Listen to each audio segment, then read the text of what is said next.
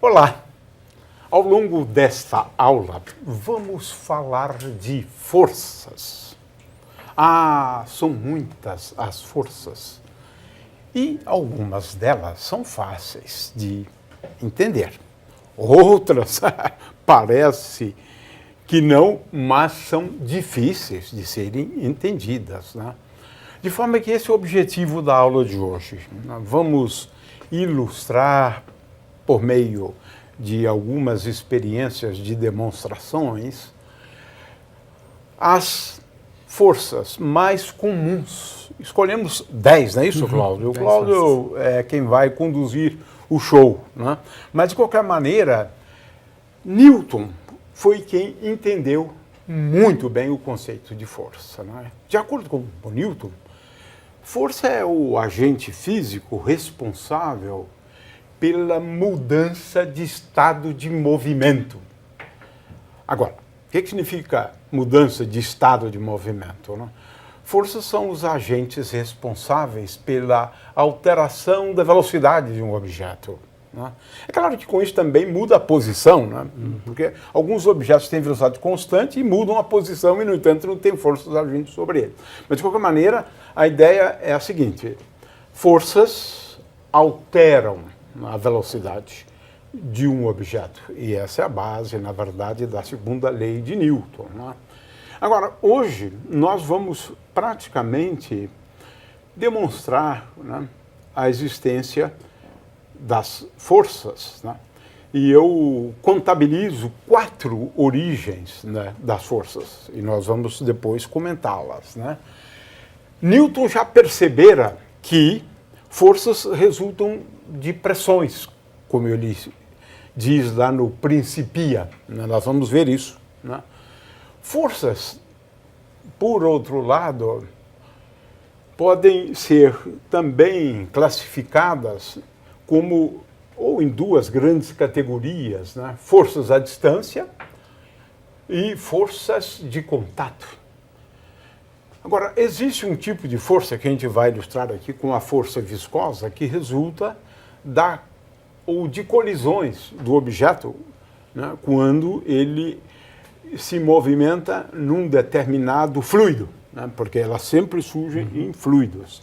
Então, são esses 4 tipos de forças que nós vamos ilustrar hoje. Muito bem, vamos começar com as forças, né, à distância.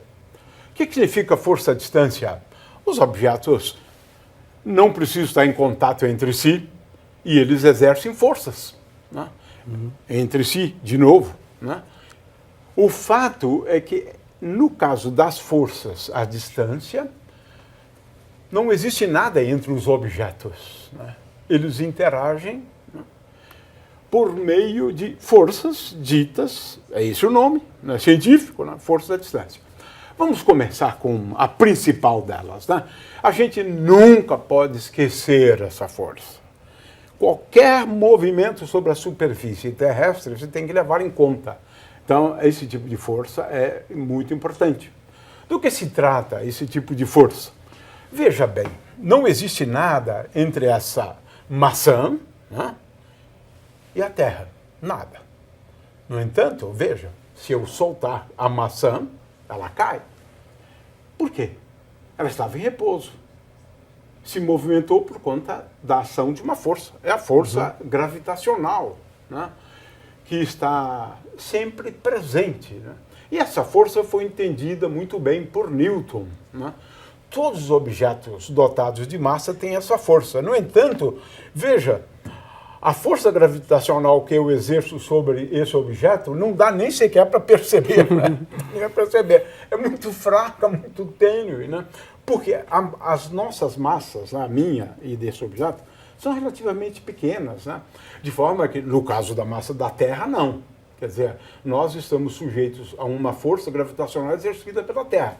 E isso explica, então, a queda, não é, dos objetos, né? Agora, eu gostaria que o Cláudio aqui, então, para a gente encerrar, né, falasse um pouco da diferença, né, entre a força gravitacional, M, vezes G. G é a aceleração da gravidade, né, na superfície terrestre, porque esse G aqui pode variar com a altura, mas se não formos a distâncias muito grandes, G se mantém praticamente constante, né? Então, o Cláudio vai explicar aqui para a gente, né, a diferença, então, entre massa e peso. Peso. Né? Okay. Bom, Gil, peso é a força que a gravidade terrestre age nos corpos. Todos os corpos que têm massa, então, eles sofrem uma força que a Terra exerce, que a gente chama de força-peso. Então, peso, então, é a força exercida pela gravidade terrestre. Agora, a massa é a quantidade de matéria, é a matéria que existe em um objeto. Então, a massa, ela é imutável, ela é igual em qualquer lugar do universo, uma massa X vai ter o mesmo valor. Porém, o peso não, o peso ele vai mudar de acordo com a gravidade. Se eu estiver a 10 km de altitude, vou ter uma gravidade menor, portanto, vou ter um peso menor.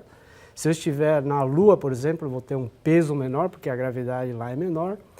Entretanto, a massa se mantém inalterada. Então, massa é quantidade de matéria, peso é força exercida pela gravidade. E a gente pode medir essa força, peso, usando balanças, né? O que no fundo a balança faz é medir força. Então, quando eu tenho um objeto e coloco sobre uma balança, esta balança está medindo a força exercida pelo peso. Não estou medindo massa, ele não está medindo a quantidade de matéria que tem ali. Então, o que a balança faz, no fundo, é converter esta força que ela sentiu, né, que ele indicou, e converte em massa. Então, por exemplo, isso aqui é uma balança que está calibrada em quilogramas, né?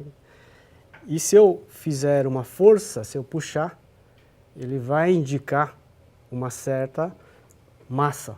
Mas eu não tenho massa aqui, né? Estou fazendo força.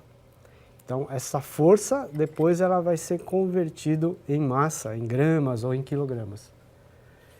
E através dela, então, é que a gente pode, no caso, medir forças ou massas. É só fazer a equivalência e levar em conta a aceleração da gravidade. Então, essa maçã aqui, né? Você marcou essa maçã, né? Sim.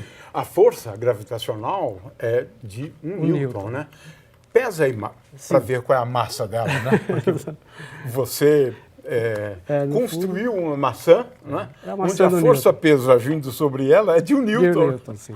Mas agora ele vai medir a massa, na verdade, exatamente. Né? Então, quando eu coloco a maçã pendurada nesta balancinha, então a balancinha vai indicar mais ou menos 100 gramas. 100 gramas ou 0,1 quilogramas, que multiplicado pela aceleração da gravidade me dá a força-peso. Então, a força-peso de 1 Newton equivale a uma massa de 0,1 quilogramas, mais ou menos.